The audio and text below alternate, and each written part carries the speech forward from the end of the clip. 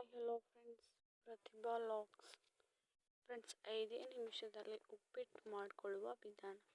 First ಸ್ಟೋವ್ನ ಹಚ್ಚಿಕೊಳ್ಳಿ. ಆ ನಂತರ ಒಂದು ಬೋಗಾಣಿನ ಇಟ್ಕೊಳ್ಳಿ. ಸ್ವಲ್ಪ ಎಣ್ಣೆನ ಹಾಕಿ,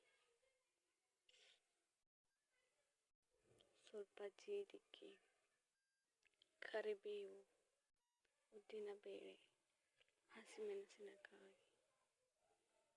ಈರುಳ್ಳಿ ಹಾಕಿ ಚೆನ್ನಾಗಿ ಮಿಕ್ಸ್ ಮಾಡಿ.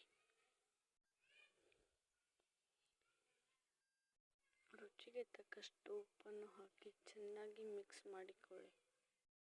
ಸ್ಟೋವ್ನ ಲೋ ಫ್ಲೇಮ್ನಲ್ಲಿ ಇಟ್ಕೊಳ್ಳಿ. ಸ್ವಲ್ಪ ನೀರನ್ನು ಹಾಕಿ. ನೀರು ಹಾಕಿದ ನಂತರ 10 ನಿಮಿಷ ನೀರು ಕುದಿಯಲು ಬಿಡಿ. ತದನಂತರ ಚಿರೋಟಿ ರವೆಯನ್ನು ಹಾಕಿ ಬಿಡಿ.